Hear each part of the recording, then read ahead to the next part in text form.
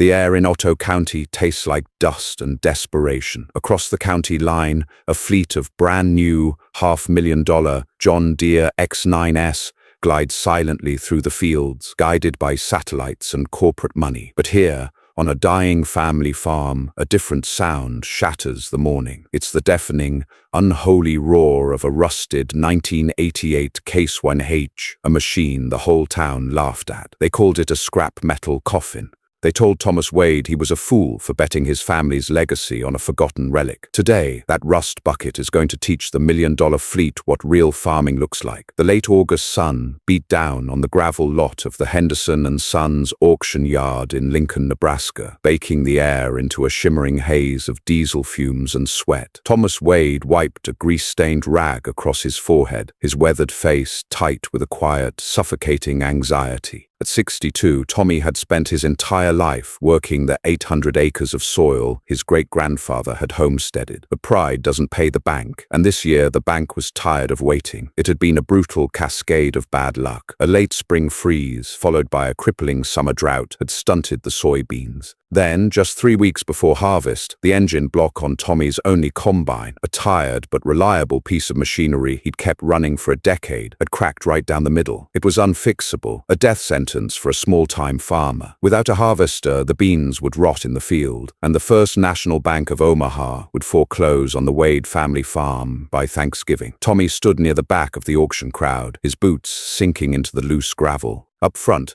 holding court like a king among peasants, was Clayton Miller. Clayton was the regional manager for Horizon Ag Corp, a sprawling corporate farming conglomerate that had been swallowing up family farms across the Midwest. Clayton was 35, wore spotless designer boots that had never touched manure, and commanded a checkbook that seemed bottomless. "Sold!" the auctioneer rattled, his voice blaring through the distorted PA system. "Lot 42, the 2024 John Deere X9 1100, goes to Horizon Ag Corp for $580,000, Clayton smirked, tipping his pristine Stetson to the crowd. That was his third machine of the day. Horizon was upgrading its entire fleet, preparing to strip the county bare with clinical, automated precision. Tommy turned away, a bitter taste in his mouth. He only had a line of credit for $8,000, extended out of pity by a loan officer who had known his father. You couldn't buy a decent tractor tire for that, let alone a working combine. He wandered to the very edge of the auction lot, where the weeds grew tall through the rusted tracks of forgotten implements. The scrap row. This was where they parked the machines that were meant for the smelter, not the soil, and that's where he saw it. Lot 89, a 1988 Case 1H 1680 axial flow. It was a tragic sight.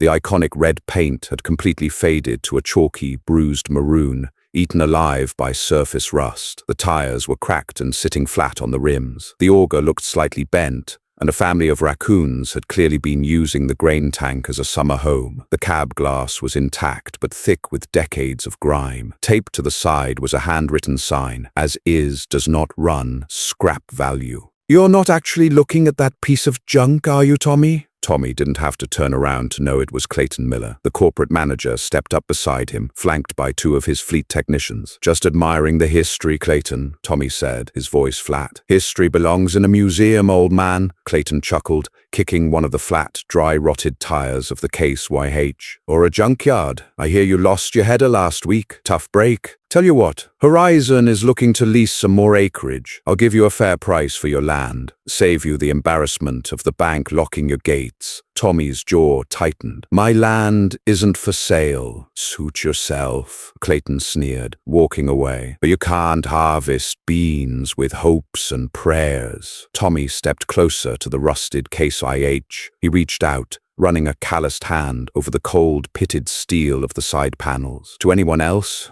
it was garbage. But Tommy's father had driven a 1680. Tommy knew the machine. He knew its bones. He unlatched the heavy side shielding and pulled it back, wincing at the shriek of unlubricated hinges. He peered into the dark, grease-caked belly of the harvester. The belts were dry-rotted, the pulleys covered in rust. But as he looked closer, Tommy noticed something that made his breath catch in his throat. The engine sitting inside the bay wasn't the standard Navistar DT466 that usually came in these models. It was massive. The block was painted a faded, heat blistered black, but Tommy recognized the shape. It was a Cummins 8.3-liter, and bolted onto the side was a turbocharger that looked like it had been pulled off a semi-truck. He moved his flashlight down to the threshing system. The concaves weren't factory standard. They were reinforced, custom-welded steel, the kind you only saw on heavy-duty custom harvesting rigs built to chew through high-yield corn at double the normal speed. Who owned this thing? Tommy thought, his heart suddenly hammering against his ribs. The auctioneer's truck rolled down the gravel path,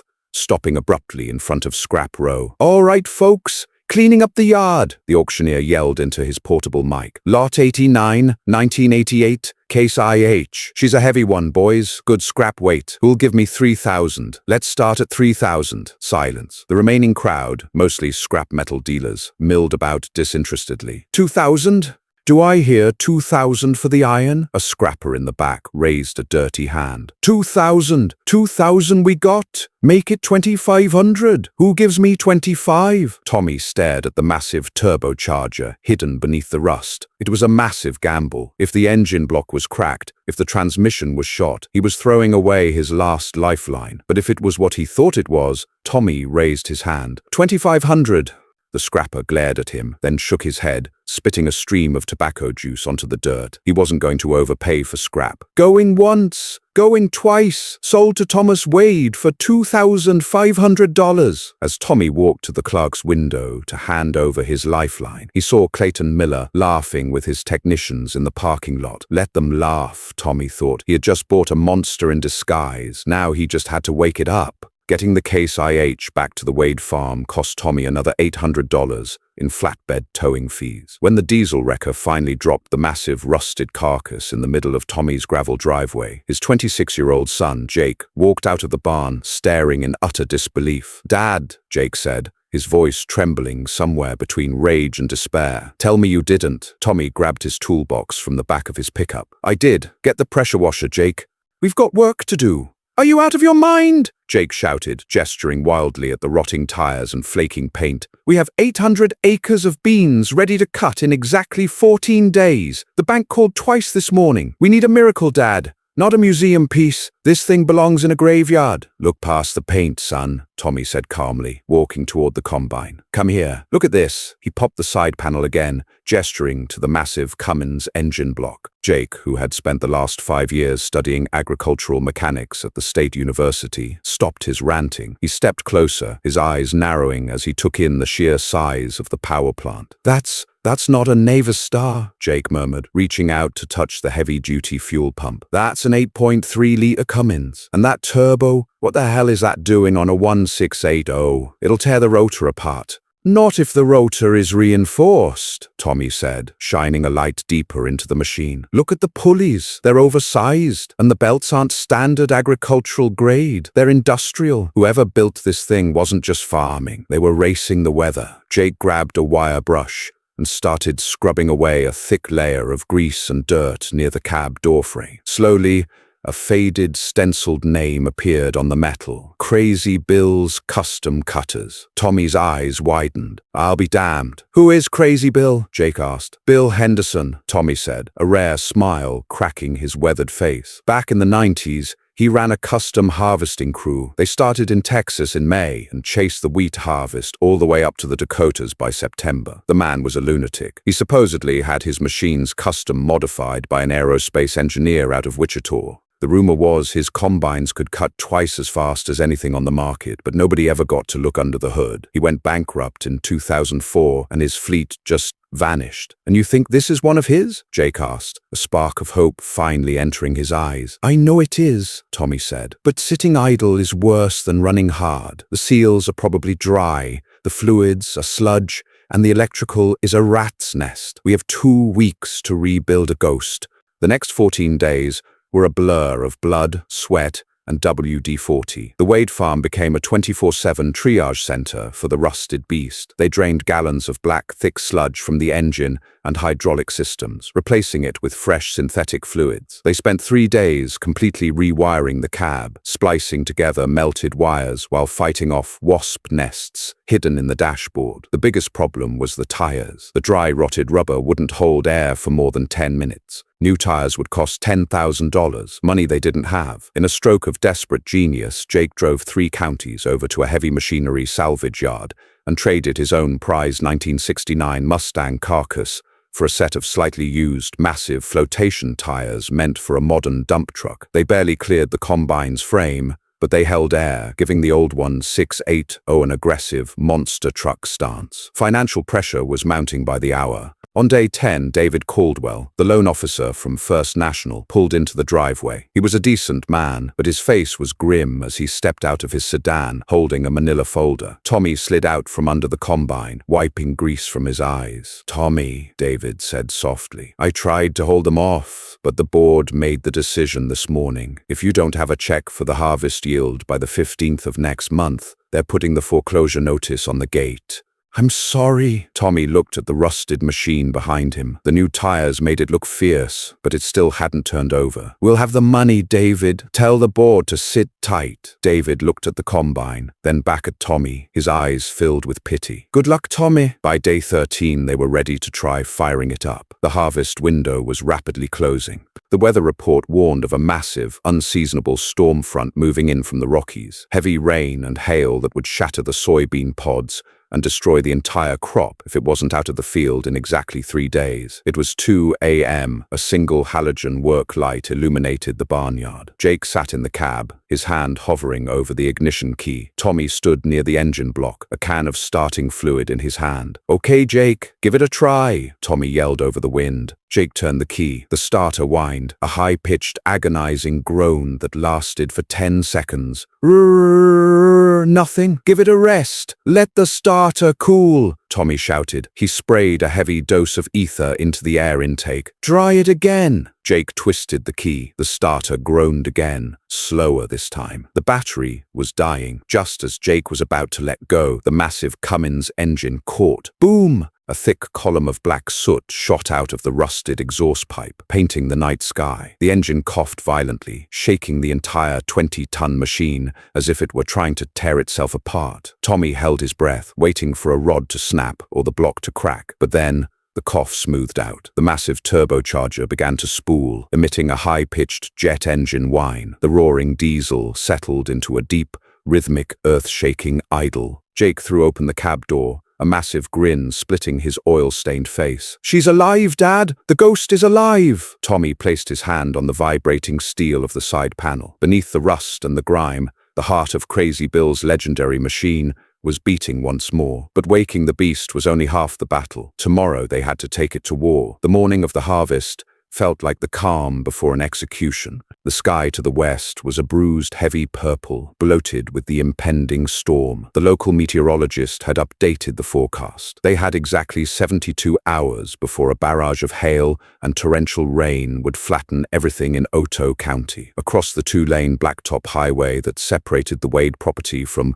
Horizon Ag Corp's newly acquired land, a spectacle of modern agriculture was unfolding. 4 brand-new John Deere X9 1100s were lined up in a staggered formation, their pristine green paint gleaming under the overcast sky. They looked like alien spaceships, equipped with 50-foot draper headers, GPS-guided auto-steer, and climate-controlled cabs featuring leather seats and surround sound. Standing by his glossy white pickup truck on the shoulder of the road, Clayton Miller was sipping a macchiato, watching his fleet prepare to devour the earth. When he heard the noise, he almost dropped his cup. Roar! It sounded like a freight train was coming through the tree line. Clayton turned just in time to see Tommy Wade's 1988 Case IH lumber out of the barnyard and turn into the soybean field. It was an absolute monstrosity. The mismatched dump truck tires chewed the earth with aggressive defiance. The rusted maroon paint made it look like a scarred battlefield survivor. Black smoke poured from the exhaust stack as Tommy throttled up, the custom Cummins engine howling with a mechanical ferocity that made the air vibrate. "What in God's name is that?" one of Clayton's technicians asked, staring wide-eyed across the road. "It's a joke," Clayton scoffed, recovering his composure. "He's going to break down in 10 feet. Watch." Inside the cab of the Case IH, the noise was deafening. There was no soundproofing left, no air conditioning, and no radio. Just the raw, violent mechanical symphony of belts, chains,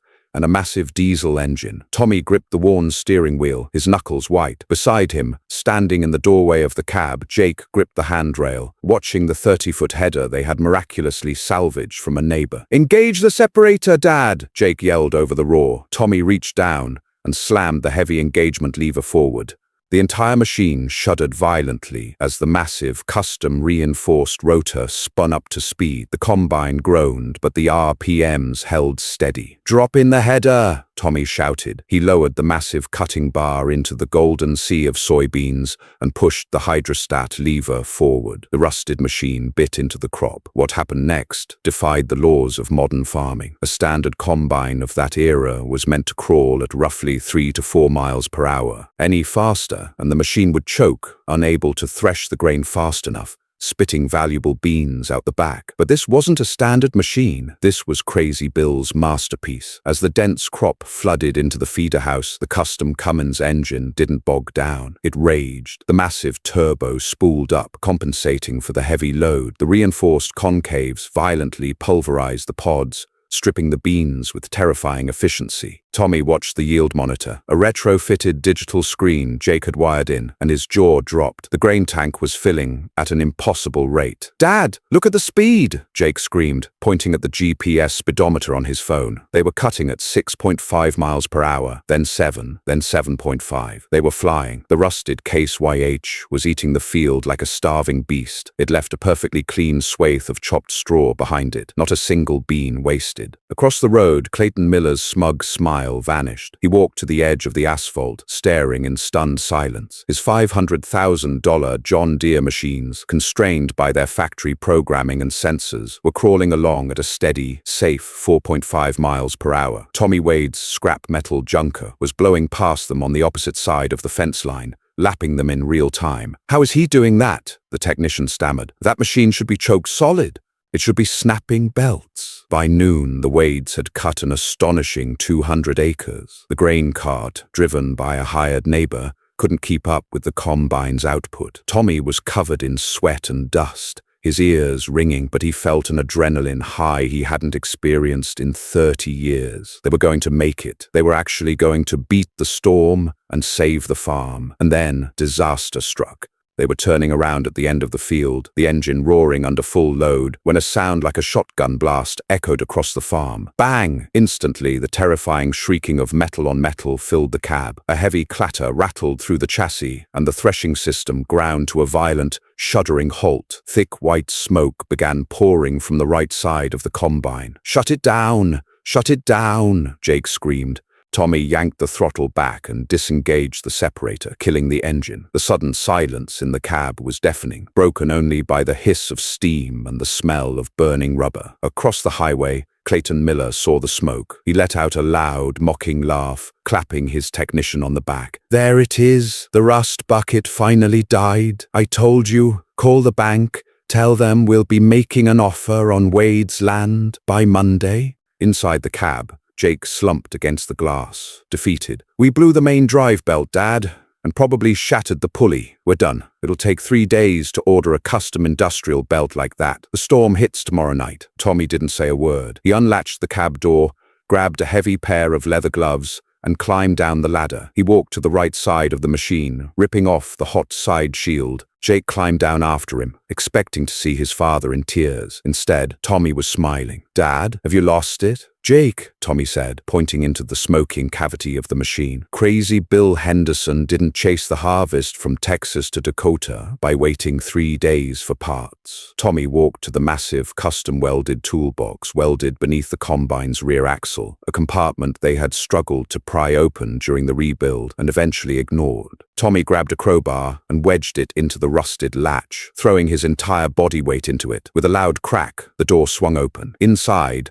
perfectly preserved in thick, Cosmoline grease, were rows of heavy-duty industrial belts, oversized pulleys, custom shear pins, and high-tensile chains. It was a mobile armory for a mechanized war. "Grab the half-inch impact wrench, son," Tommy said, his eyes burning with a fierce, unbreakable fire. "We've got a belt to change." And we've got corporate boys to beat. The heavy steel door of the custom toolbox hung open, exposing the treasure trove of industrial components Crazy Bill had stashed away 3 decades ago. The grease was thick and tacky, smelling of heavy petroleum and old dust, but it had done its job perfectly. The belts were pristine, untouched by the dry rot that had claimed the rest of the machine. Tommy pulled out a massive multi-band drive belt. It was twice as thick as a factory standard, reinforced with Kevlar weaving. "This is it," he grunted, his arms shaking from the sheer weight of the rubber. "Help me lug this up to the pulleys." For the next 4 hours, the Wade farm was illuminated by the harsh, singular glare of a portable halogen work light. The wind was already picking up, carrying the bitter chill of the incoming storm system. Changing a main drive belt on a custom-built combine in the dark was a brutal, knuckle-busting nightmare. They had to loosen the massive, tensioning springs with a pry bar, a dangerous dance where one slip meant a shattered jaw or a broken arm. Jake wedged his shoulder under the heavy steel tensioner pulley, his face contorted in agony. "Push it, Dad! Now!" Tommy shoved the heavy Kevlar belt over the lip of the main drive sheave, using a heavy flathead screwdriver to seat it into the grooves.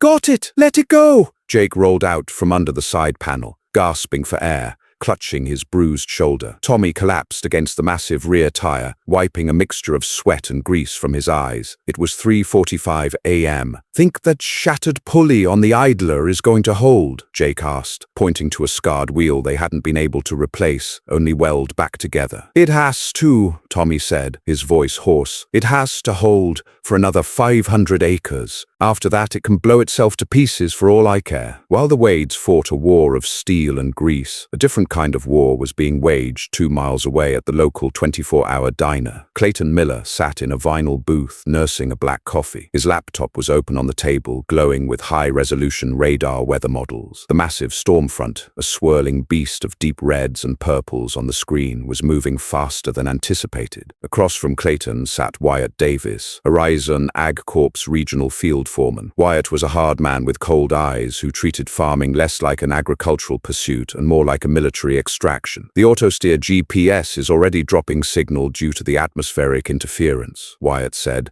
tapping his knuckles on the table. "And the moisture sensors on the X9S are throwing warnings. If the humidity spikes before the rain hits, the beans will get tough. The rotors will start rapping. Corporate protocol says we shut down the fleet and cover the headers when humidity hits 65%. Clayton slammed his fist on the table, rattling the coffee cups. "We have 800 acres left. If that hail hits, it's a total write-off." "We'll get what we can," Wyatt replied calmly. "But the machines are programmed for preservation. If the onboard computers say it's too risky, they lock out the threshing systems. We can't override it."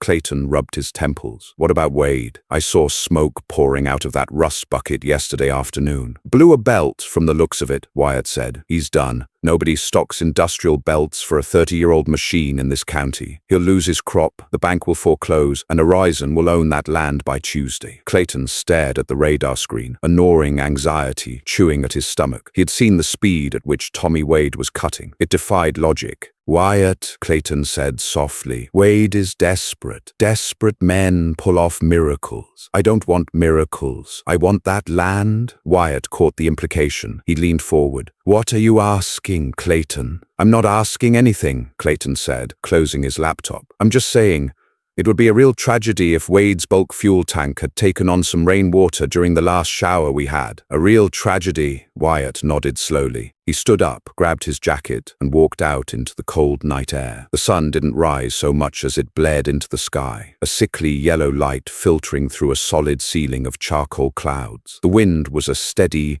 howling force now, bending the trees lining the Wade property. At 6 a.m., the Case IH roared back to life. The new Kevlar belt squealed for a brief second before biting hard into the pulleys, spinning the massive rotor with terrifying force. Tommy and Jake felt a surge of triumphant adrenaline. They had beaten the breakdown. They rolled back into the field, picking up exactly where they had left off. The beast was hungry. By 7:30 a.m., they had chewed through another 50 acres. The grain cart was running back and forth to the silos, barely keeping pace with the avalanche of soybeans pouring from the Case's unloading auger. Then exactly 1 hour and 15 minutes into the morning run, the heart of the beast faltered. It started as a slight hesitation, a flutter in the deep bass of the Cummins engine. Tommy frowned, tapping the retrofitted digital RPM gauge. "You feel that?" Before Jake could answer, the engine knocked, a brutal metallic clack that shook the floorboards. Thick, acrid white smoke suddenly billowed from the exhaust stack. The RPMs plummeted. Tommy desperately threw the throttle forward, but the engine choked, sputtered, and died. The silence that followed was heavy and terrifying. "No, no, no," Tommy whispered, his hands trembling on the steering wheel. "Not the engine. Please, God.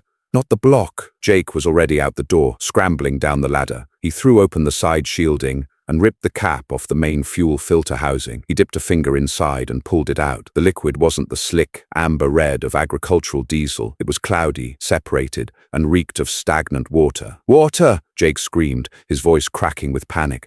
"The fuel system is full of water." Tommy's blood ran cold. "That's impossible. We filled the combine's tank from our bulk gravity tank at the barn right before we started this morning. I checked that bulk tank yesterday. It was clean." "Dad," Jake said, staring at the separated sludge in his hand. "There's no rain yet. How did water get into a sealed steel tank overnight?" The realization hit them both at the same time. Tommy looked across the road. The Horizon AgCorp fleet was parked at the edge of their field, technicians buzzing around the green machines. "They sabotaged us," Tommy said, his voice dropping to a dangerous, icy whisper. "They dumped a hose into our gravity tank." "We're dead," Jake said, slumping against the massive tire. "Even if we drain the combine's tank, bleed the lines, and flush the injectors, we don't have any clean fuel. The bulk tank is ruined.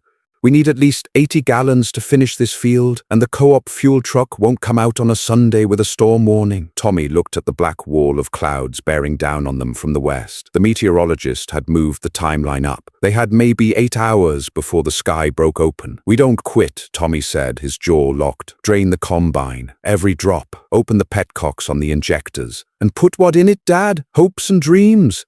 A horn blared from the highway. Both men turned to see a battered, rust-speckled 1990s Dodge Ram pulling off the asphalt and bumping violently through the harvested stubble toward them. In the bed of the truck was a massive 100-gallon aluminum slip tank. The truck skidded to a halt, and a man in his late 60s stepped out, wearing faded denim and a Kansas City Chiefs ball cap. It was Elias Bennett, a neighbor who farmed a modest 300 acres 2 miles down the road. "Heard your engine cough from my porch, Tommy," Elias yelled over the wind. "Sounded like she drank a swamp. And then I saw Wyatt Davis's truck speeding down the county line road around 4 a.m. Tommy walked over, a knot forming in his throat. "Elias, they watered my bulk tank." Elias spat into the dirt, glaring across the highway at the Horizon fleet. "Corporate scum. They think because they have checkbooks, they own our spines." Elias patted the aluminum tank in the back of his truck. "I've got 90 gallons of premium red-dye diesel right here. Filled it yesterday. She's yours. I can't pay you for this today, Elias," Tommy said. "If you beat that storm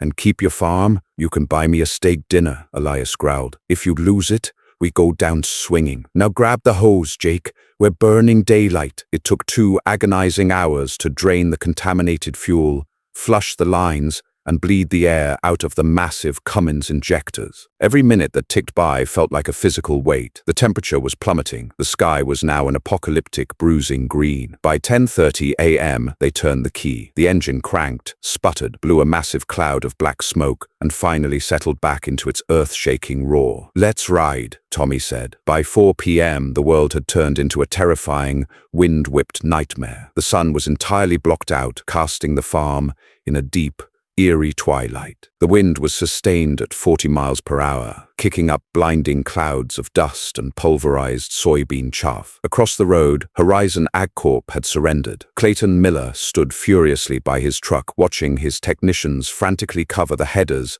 of the massive John Deere X9S with heavy tarps. The onboard computers had locked out the threshing systems. The humidity had spiked to 70%, and the factory sensors deemed the crop too tough to process safely. The million-dollar fleet was paralyzed by its own programming. But on the Wade farm, a mechanical demon was tearing the earth apart. Tommy had the throttle pinned. The old Case IH was running at absolute maximum capacity, pushing a staggering 8.5 miles per hour through the dense crop. The heat coming off the engine block was so intense that Jake, standing in the cab doorway, was sweating profusely despite the freezing wind outside. "Engine temp is in the red, Dad." Jake yelled, pointing at the glowing needle on the dashboard. "The radiator screen is packing with dust. Let it burn," Tommy roared back, his eyes locked on the golden line of beans disappearing into the header. "If we stop to clean the screen, we lose." The noise inside the cab was deafening. The custom threshing rotor was groaning under the incredible load of the tough, humid soybeans. Any standard combine would have choked solid an hour ago, snapping belts and shattering chains. But Crazy Bill's machine wasn't standard. It was built for violence. It chewed through the damp pods, violently separating the grain and firing the waste out the back in a continuous explosive stream. As twilight deepened into actual night, the combine's weak halogen headlights flickered and struggled to penetrate the wall of dust. Tommy was driving blind, relying entirely on the feel of the crop feeding into the header. "I can't see the edge of the crop line," Tommy shouted. "I got you," Jake yelled. He climbed out of the cab while the machine was moving, stepping dangerously down the ladder. He sprinted through the dust to his own pickup truck, parked at the end of the field. Minutes later, Jake's truck roared alongside the combine. He flipped on his high beams, and a massive LED light bar mounted to his roof, flooding the side of the combine and the uncut crop in brilliant, blinding white light. They were a convoy of desperation, the rusted harvester howling through the dark, flanked by the pickup truck, racing the apocalyptic wall of storm clouds. Boom! A massive crack of thunder shook the ground, vibrating right up through the tires of the combine. Lightning spiderwebbed across the black sky, illuminating the terrified faces of the Horizon technicians watching from across the highway. They were witnessing something that defied every law of modern agricultural science. Tommy glanced at the yield monitor. They had 40 acres left. Just 40 acres. Smack. A heavy, icy drop of water hit the dusty windshield. Tommy's heart dropped. No! Smack, smack, smack. The leading edge of the rain had arrived. If the crop got too wet, it would turn into an unthreshable paste, plugging the massive rotor solid and destroying the machine from the inside out. "Push it!" Tommy screamed to himself, shoving the hydrostat lever as far forward as it would go. The combine surged, the engine screaming in protest. 9 miles per hour. The massive dump truck tires bounced violently over the uneven ground, throwing Tommy violently against the seatbelt. The rain began to fall faster, a steady, freezing drizzle that turned the dust on the windshield into thick brown mud. 10 acres, Tommy yelled, and then a loud snapping sound echoed from the steering column. The steering wheel suddenly went entirely slack in Tommy's hands, spinning freely. The combine veered violently to the left, the massive header digging into the dirt and throwing a shower of sparks and mud into the air. "Whoa, whoa!" Tommy screamed, ripping the hydrostat lever back to neutral to stop the 20-ton machine before it drove itself into the drainage ditch. The combine skidded to a halt. The engine roared, but they weren't moving. The rain was turning into a downpour. "What happened?" Jake yelled into the CB radio from his truck. Tommy grabbed the mic, his voice hollow. "The steering hydraulic line. It blew under the pressure. We've lost steering." Lightning flashed, illuminating the final 10 acres of standing beans. It was right there. They were so close, but a 20-ton combine without steering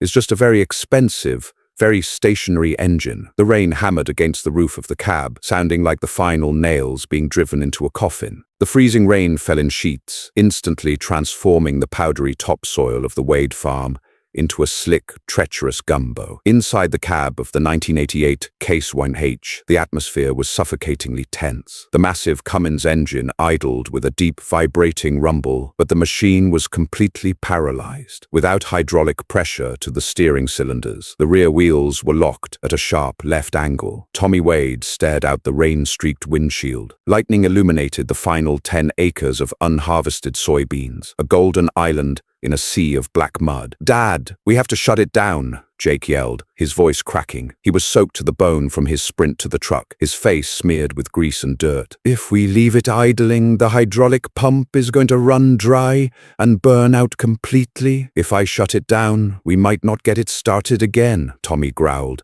his knuckles white on the useless steering wheel. "The starter is barely holding on." "It doesn't matter if it runs if we can't steer it," Jake shot back. "The line is blown. It's a custom high-pressure hose. Old Man Higgins Parts, shop in town closed 3 hours ago. And even if he was open, he doesn't stock braided steel lines rated for aerospace psi. We are dead in the water." Tommy unclipped his seatbelt. He didn't look at Jake. His eyes were burning with a desperate, wild intensity. There's another line on this machine rated for that pressure. Jake froze, his mind racing through the schematic of the combine. No, Dad, no. The only other lines with that PSI rating are the hydrostatic drive lines, which we need to move, and Jake's eyes widened. The unloading auger swing cylinder. Exactly, Tommy said, already kicking the cab door open. Dad, you can't be serious, Jake yelled over the howling wind. If we strip the hydraulic line from the auger swing, we can't fold the auger in. It'll be permanently extended. You'll be driving a 20-ton machine through a violent storm with a 20-foot steel pipe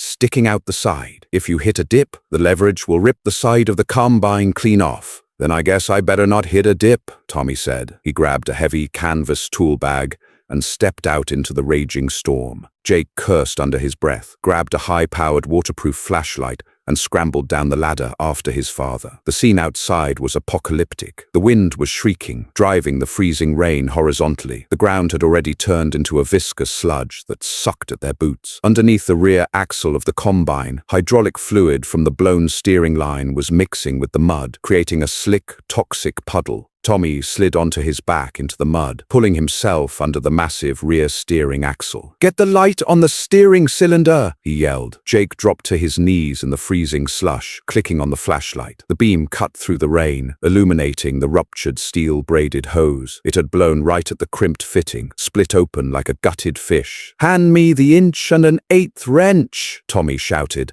Jake rummaged through the canvas bag, his fingers numb from the cold, and slapped the heavy wrench into his father's hand. Working upside down in the pouring rain, with hot hydraulic fluid dripping onto his face, Tommy fought the rusted fitting. It was seized solid. "It won't budge," Tommy roared, veins bulging in his neck. Jake dropped the flashlight, grabbed a heavy steel breaker bar, and slid into the mud beside his father. He slotted the bar over the end of the wrench for leverage. "On 3, 1, 2, 3. Both men pulled with everything they had. The steel groaned, the wrench slipped, and Jake's knuckles smashed violently against the heavy steel axle. He screamed, pulling his hand back. Blood immediately welled from a deep gash across his fingers, washing away in the rain. "Jake!" Tommy yelled. I'm fine, keep going." Jake grunted, wrapping a grease rag around his bleeding hand and grabbing the breaker bar again. "Again! Pull!" With a loud metallic crack, the fitting broke loose. Tommy quickly spun it off, discarding the ruined hose. "Now the auger line! Hurry!" They scrambled out from under the axle and climbed up the wet, slippery side shielding of the combine to reach the base of the massive unloading auger. The wind was so strong here it threatened to blow them completely off the machine. This fitting was easier. Within 5 minutes, they had the 20-foot hydraulic line freed. But as Tommy had predicted, without the hydraulic cylinder holding it in place, the massive steel auger swung freely outward, extending 20 feet over the unharvested crop like a giant steel wing. They dragged the cannibalized hose back under the combine. The rain was turning to sleet, tiny daggers of ice that stung their faces. Across the highway, sitting in the heated, leather-lined cab of his Ford F250 Super Duty, Wyatt Davis watched the flashlights bobbing under the rusted Case YH. Clayton Miller was on the speakerphone. "Is he done?" Clayton asked, his voice tense. "He's laying in the mud," Wyatt replied, taking a sip from a thermos of hot coffee. "Looks like a blown hydraulic line. The old man is finally drowning. The storm beat him."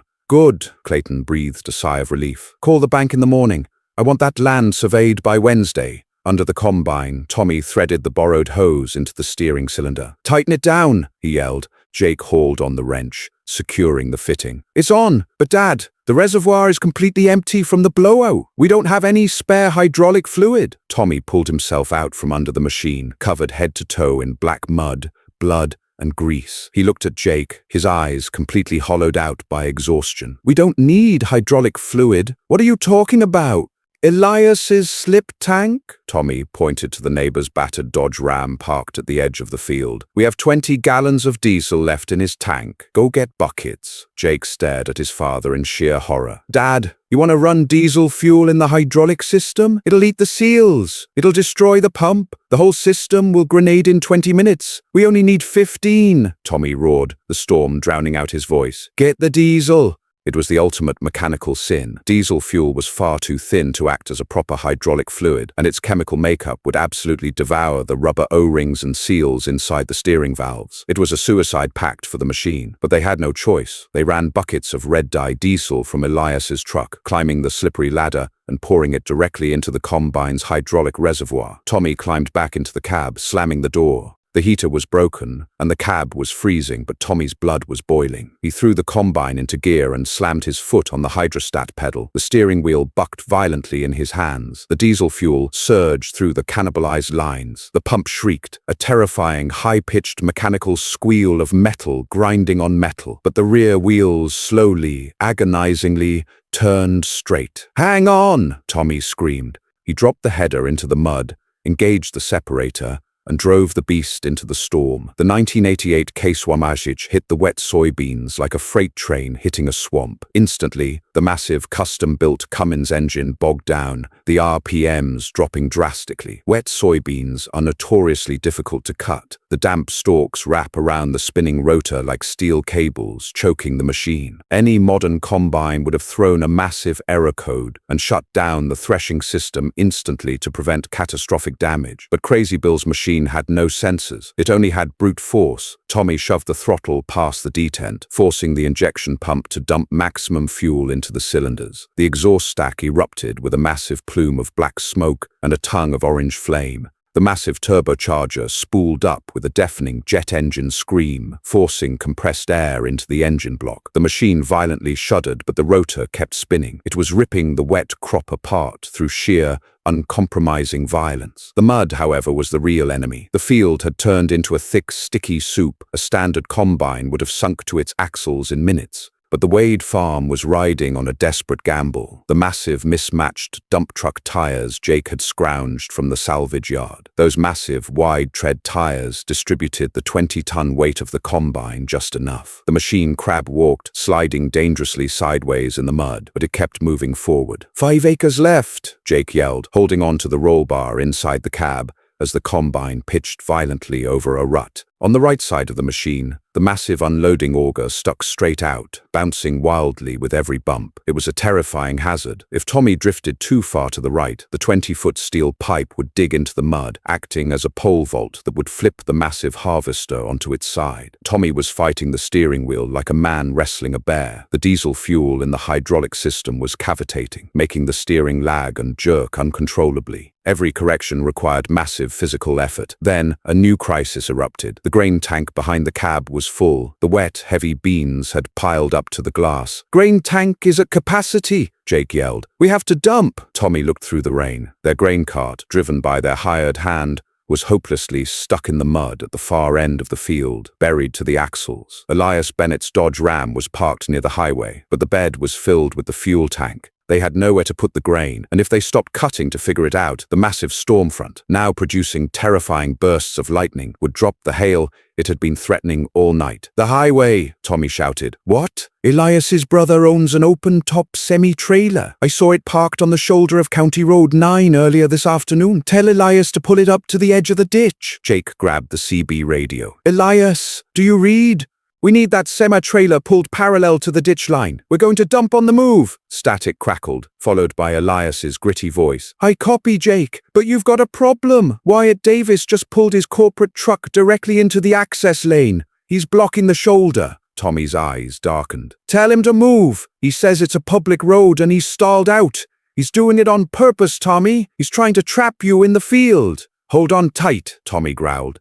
He wrenched the steering wheel left. The combine lurched out of the crop line, its massive tires tearing deep trenches in the mud. Tommy drove the screaming 20-ton machine directly toward the highway. Through the pouring rain, Wyatt Davis sat in his F250, arms crossed, a smug smile on his face. He had parked his truck diagonally across the gravel shoulder, completely blocking the path Elias needed to bring the semi-trailer alongside the field. Wyatt watched the headlights of the rusted Case Wine H approaching the ditch. He expected Tommy to stop, to get out and beg. Tommy didn't stop. He pushed the hydrostat forward. The combine accelerated. "Dad, what are you doing?" Jake screamed. "You're going to hit him." Because they had cannibalized the hydraulic line, the 20-foot unloading auger was permanently extended to the right, pointing directly at Wyatt Davis's truck like a massive, rusted jousting lance. Wyatt's smug smile vanished as the 20-ton machine crested the edge of the field. It wasn't slowing down. The massive steel auger was at the exact height of the F250's windshield. Tommy kept his foot down. The engine roared. Inside the truck, Wyatt panicked. He slammed the truck into reverse and stomped on the gas, the tires spinning wildly in the wet gravel. He fishtailed backward just as the massive steel auger swept violently over the hood of his truck, missing his windshield by less than 6 inches. Wyatt's truck slid backward into the deep drainage ditch on the opposite side of the road, getting hopelessly, permanently stuck in the mud. "Clear the lane, Elias!" Tommy roared over the CB. A moment later, Elias's brother hauled the massive open-top semi-trailer down the gravel shoulder, matching the combine's speed as Tommy drove parallel to the ditch. "Engage the unloader!" Tommy yelled. Jake slammed the lever. A torrential avalanche of golden soybeans poured from the extended auger, crossing the muddy ditch and dropping perfectly into the semi-trailer as both vehicles crawled forward at 5 miles per hour. It was a masterful, highly illegal,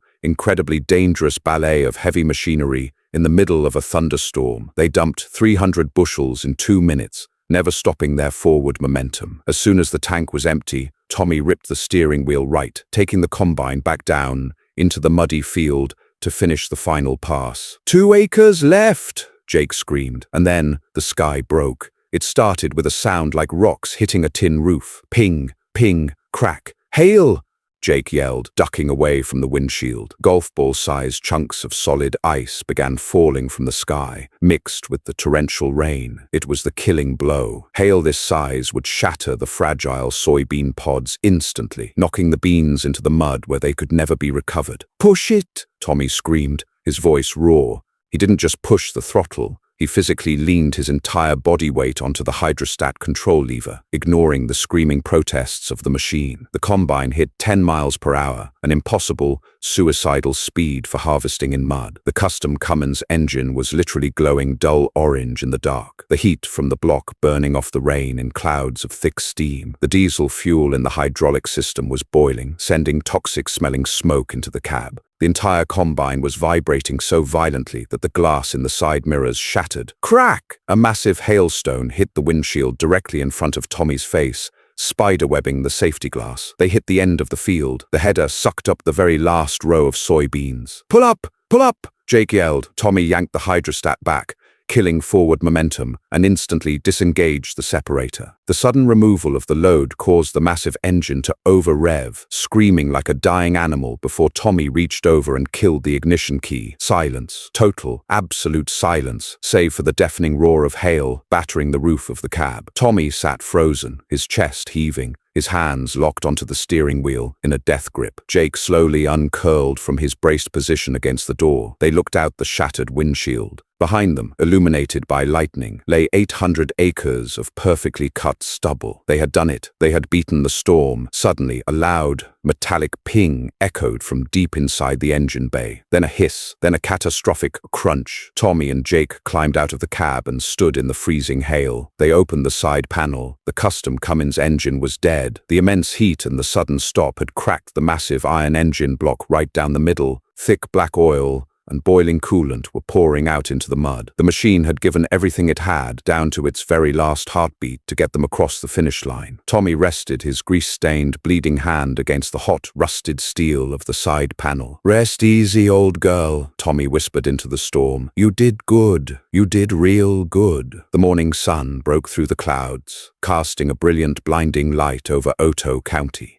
The storm had passed, leaving behind a landscape washed clean, though deeply scarred by the violent winds and heavy rain. The Wade farm driveway was packed with vehicles, but it wasn't an auction crowd this time. 2 massive semi-trucks were parked near the silos, loading the final yields of the harvest. Standing near the barn, holding a clipboard and looking utterly bewildered, was David Caldwell, the loan officer from First National Bank of Omaha. Tommy walked out of the farmhouse holding a fresh cup of coffee. He had showered, but the grease under his fingernails and the exhaustion in his eyes were permanent fixtures. "Morning, David," Tommy said, his voice raspy. David looked up from his clipboard, shaking his head. "Tommy, I don't understand. The co-op elevator just sent me the moisture and weight receipts for your grain. You didn't just harvest the whole 800 acres. Your yield is off the charts." The beans were perfectly intact. The moisture level was slightly high, but easily manageable. crazy Bill knew how to build a rotor, Tommy said softly, taking a sip of coffee. The check the co-op is cutting you. Tommy, it pays off your entire line of credit, covers the mortgage arrears, and leaves you with enough operational capital for next season, and then some. The bank is dropping the foreclosure. The farm is yours, free and clear. Tommy closed his eyes, taking a deep breath of the crisp, rain-washed air. The crushing weight that had been sitting on his chest for 3 years finally evaporated. "Thank you, David." "Don't thank me," David said, gesturing toward the field. "Thank whatever demon you summoned to cut that crop." Across the 2-lane highway, a very different scene was playing out. The sun illuminated the catastrophic failure of Horizon Ag Corp's operation. The 4 brand-new $580,000 John Deere X9 combines were hopelessly, comically stuck. Because they had shut down early due to the humidity sensors, they had left nearly 300 acres of soybeans standing when the hail hit. The storm had completely decimated the unharvested crop, turning it into worthless mush. Worse, when Wyatt Davis had tried to move the fleet out of the mud this morning, the heavy machines had sunk to their axles. 2 massive diesel tow trucks were currently trying to winch them out, tearing up the soil in the process. Wyatt's F250 was still sitting sideways in the drainage ditch, covered in mud. A sleek black Lincoln Navigator pulled up to the edge of the highway. Clayton Miller stood by the road, his pristine boots now caked in mud, looking pale and sick. A man stepped out of the Navigator. It was Harrison Croft, the vice president of operations for Horizon Ag Corp. He didn't look happy. Tommy and Jake walked down to the edge of their property to watch. Elias Bennett pulled up in his Dodge Ram, leaning out the window with a massive grin. "Looks like corporate is having a bad morning," Elias chuckled. Harrison Croft walked up to Clayton Miller. He didn't yell, he didn't scream, he just pointed at the stuck machines, then at the devastated, hail-destroyed crop. $3.2 million in hardware, Clayton, Harrison's voice carried over the quiet morning air. "And you let an old man with a scrapyard relic out-harvest you, outdrive you, and save his land. You lost the Wade acquisition, and you lost 30% of our regional yield." "Sir, the sensors locked the machines out," Clayton stammered, his arrogant swagger completely gone. "The weather was unprecedented. The protocols are for farmers, Clayton, not managers," Harrison interrupted coldly. "Clean out your desk by noon, and Wyatt is fired too. Have him walk home." Harrison got back into his Navigator and drove away, leaving Clayton standing alone in the mud, staring at the ruins of his corporate conquest. Tommy turned away, a quiet satisfaction settling in his bones. He walked back up the driveway with Jake, parked beside the barn. Resting silently in the morning sun was the 1988 Case 1H. It was covered in thick black mud. The unloading auger stuck permanently out to the side. The engine block cracked, and the paint utterly destroyed. It would never run again. It was finally just scrap metal. But as Jake reached out and patted the rusted side panel, they both knew the truth. It wasn't a machine anymore. It was a monument. "So," Jake smiled, looking at his father. "What do we buy for next season?" Tommy laughed, a genuine, hearty sound that echoed across the Wade family farm. "I don't know. But I hear old man Higgins has a rusted-out 1995 Peterbilt sitting in the weeds. Might need a little WD-40. And that is how a stubborn farmer, a rusted piece of scrapyard history, and a whole lot of diesel fuel beat $1 million corporate fleet and the storm of the century. Thomas Wade and his legendary 1988 Case 1H proved that all the GPS, sensors, and corporate money in the world can't beat the sheer will of a family fighting for their land. If this incredible, gear-grinding, mud-slinging, real-life underdog story got your adrenaline pumping, you know what to do. Smash that like button to show some respect for the old Case IH. Drop a comment below telling us your craziest mechanical fix or farming story. And don't forget to subscribe and ring the bell. We've got plenty more wild, real-life tales of horsepower, heartbreak, and triumph coming your way. Keep wrenching, stay gritty, and we'll see you in the next video.